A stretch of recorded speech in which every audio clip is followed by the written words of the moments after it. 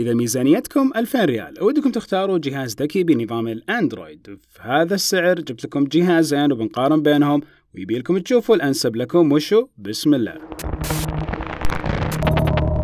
السلام عليكم ورحمة الله وبركاته، أخوكم فيصل السيف. بهذا الفيديو جبت لكم جهازين مؤخرا تكلمت عنهم في القناة، في الأوبو رينو 3 حقارنه مع الجالكسي نوت 10 لايت. أول شيء من ناحية التصميم، فنروح إنه الرينو 3 برو يجي بواجهة بشاشة كاملة وثقب لكاميرتين أمامية. في الخلف نشوف الكاميرات بشكل طولي، وجسم الجهاز مصنوع من البلاستيك. الجالكسي نوت 10 لايت يجي بنفس فكرة التصميم، بحيث أن الواجهة شاشة كاملة مع ثقب لعدسة واحدة، وفي الخلف نجد الكاميرات موجودة داخل إطار مربع. وكفة مين ترجح من بين هالجهازين؟ فأكيد التصميم خيار شخصي، وكل هالجهازين وصلوا إلى جودة جدا ممتازة من ناحية التصميم والصناعة على هذه الفئة السعرية، فنقطة لكل واحد فيهم. أنتقل للشاشة وأقول أنه الرينو 3 برو يجي بشاشة سوبر أموليد بحجم 6.4 إنش تشكل 87%، وكثافة البكسلات 405 بكسل في الإنش الواحد. الجالكسي نوت 10 لايت يجي بشاشة سوبر أموليد مقاس 6.7 إنش تشكل 86% من الواجهة، وبكثافة 394 بكسل للإنش الواحد. والملحوظ أن الألوان في النوت شوي باهتة مقارنة بالرينو، وهذا الشيء مو من عادة سامسونج، فهي معروفة أنه أكثر شاشاتها يكون فيها تشبع ألوان كثير، ولكن يمكن عشان أنها نسخة لايت فصارت بهذا الأمر.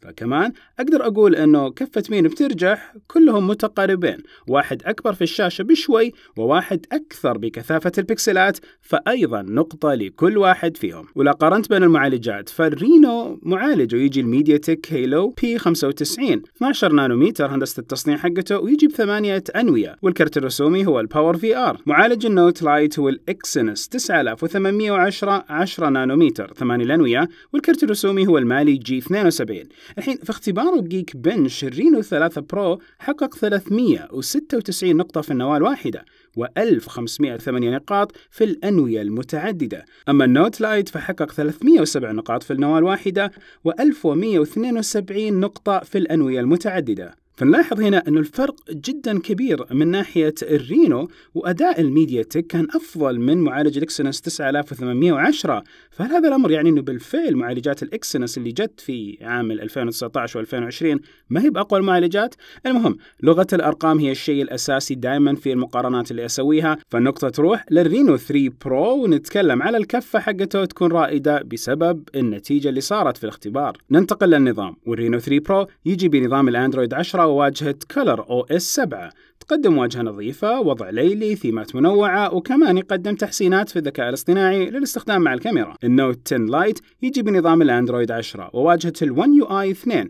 جميل في هذه الواجهة دعمها للقلم، وأيضا يمديك ترسم وتدون ملاحظات باستخدام هالقلم. والواجهة هذه مع مزايا النوت موجودة ودعمة بعض بشكل جدا كويس، ولكن كفة مين بترجح؟ واجهة الرينو ممتازة جدا، لكن واجهة الون من سامسونج تعتبر واحدة من أفضل الواجهات في الوقت الحالي من ناحية تجربة المستخدم والسهولة. الواجهتين كل واحدة منهم صار لها نضوج جدا كويس، وجميل جدا الاستثمار اللي سوته نفس أوبو في واجهة الرينو 3 برو.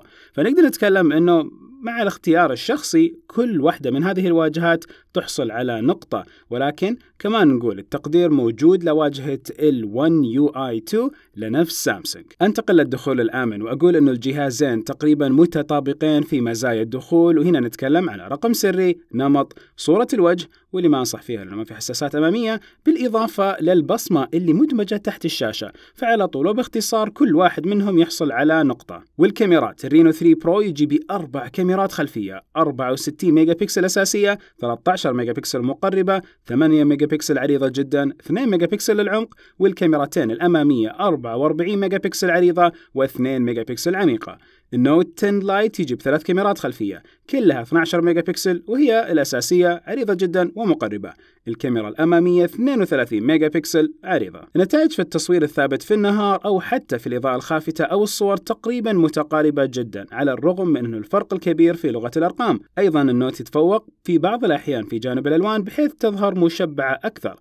أيضا يتفوق النوت في جانب العدسة الواسعة ونطاقها الأعرض، لكن بفضل العدد الكبير للبكسلات في الرينو حنلاحظ أنه لما تقرب الصورة نسبة الإزعاج فيه أقل بكثير من النوت 10 لايت. وفي التقريب طبعا الرينو يقرب أكثر. صح النتائج كلها في النهاية مو بالمستوى، بس يظل في تفوق ملحوظ.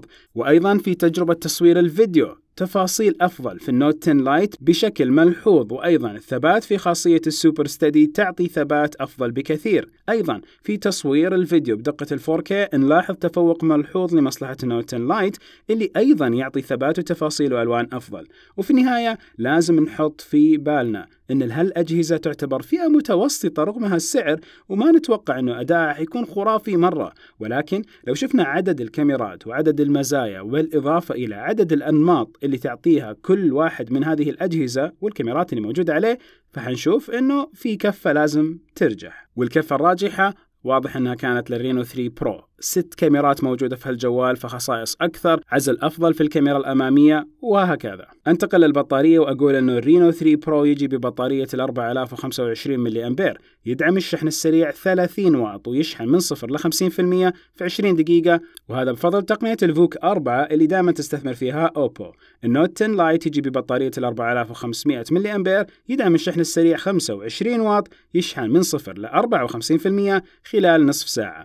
مدة الشحن التفوق يروح للرينو، أما سعة البطارية و4500 فالنقطة تروح للنوت 10 لايت. فإذا كل واحد منهم جاب كفة، فالتعادل هنا هيعطي كل واحد نقطة. وانتقل إلى الاتصال والتخزين، وأقول إنه الرينو يجي بمساحة 128 جيجا بايت أو 256 جيجا بايت مع 8 جيجا بايت لناحية الذاكرة. أما النوت 10 لايت فيجي بسعة تخزينية 128 جيجا بايت مع 6 جيجا بايت من ناحية الذاكرة، كلهم يدعمون شريحة إضافية. أما بالنسبة للذاكرة الخارجية فهي أيضا مدعومة، لكن في الرينو بمنفذ خاص فيها. أما في اللايت أنت تحتاج تضحي بالشريحة الثانية لو كنت بتستخدمها. النوت 10 لايت يدعم تقنية NFC والخدمات المرتبطة فيها زي مثلا مادا باي. أما لو تكلمنا على الرينو فهذا السعر ما حيعطيك NFC، وهذا شيء مستغرب. وأقول أيضا أن النوت 10 لايت فيه قلم، هذا القلم مساعد جدا جيد في تسجيل الملاحظات وأيضا في الاختصارات اللي يقدمها الجهاز، ولكن يبغى لكم تلتزموا كمستخدمين في استخدام هذا القلم وتحصلوا على فائدة كاملة منه. وكنتيجة لو شفت كل الأشياء اللي أنا قلتها الكفة ترجح عند مين؟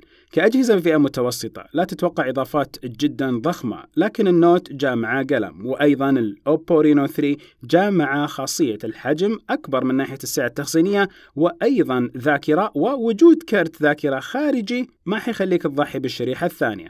رغم أني ما أدري شلون أحس أن النقطة حقة النوت والتزام الناس بالقلم مو أكثر الناس بيلتزموا باستخدام القلم أو حيستانسوا عليه في تجربتهم، يظل نقطة لكل واحد فيهم، وانتوا أعطوني في التعليقات رأيكم. ننتقل للسعر وخدمات ما بعد البيع. فالرينو 3 برو يجي بسعر حوالي 1999 ريال سعودي، والنوت 10 لايت يجي بسعر حوالي 1999 ريال سعودي، ولكن كل واحد منهم ينزل عروض بين وقت ووقت، فيبيلك تشيك على السعر الحالي اللي موجود مع العروض. وككفة ترجح عند مين من ناحية السعر، فتقريبا نتكلم على السعر نفسه. النقاط كان فيها مزايا وتزايد عند بعضهم عن الثاني، وعلى حسب النقطة اللي نتكلم عليها. 2000 ريال محير الوضع تحطه عند أي جهاز، ولكن يبغى لكم تشوفوا الكفاءة اللي تبغوها للكاميرا أكبر أو الكفاءة اللي تبغوها لكرت الذاكرة الخارجي، وساعتها قيموا احتياجاتكم. والنقطة من ناحية السعر كل واحد منهم بيحصل على نقطة، مع أكيد التقدير لسامسونج أنهم موجودين في السوق من زمان، ما هي بجديدة عليهم وجودهم هنا. وأوبو مجتهدين أنهم حيعطوا شيء كثير للسوق السعودي على حسب الوعود والتواجد الرسمي والتواصل لآخر كم سنة معاهم. فنهاية الفيديو نلاحظ أنه كفة الأوبو رينو 3 رجحت بفارق بسيط، يظل المنافسة موجودة. فنتكلم على شركة صارت موجودة في السعودية وصارت تنافس كبار الشركات اللي صار لهم سنوات في المملكة، فهنا نقدر نقول الموضوع عندكم. انتم كمان تقدروا تعيدوا هذه المقارنة وتشوفوا أنسب النقاط لكم كيف، ويمكن ترتيب النقاط يتغير النتيجة عندكم. ونهاية الفيديو كل فيديو كالعادة، سبحانك اللهم وبحمدك أشهد أن لا إله إلا أنت، أستغفرك وأتوب إليك. أشوفكم على خير بإذن الله.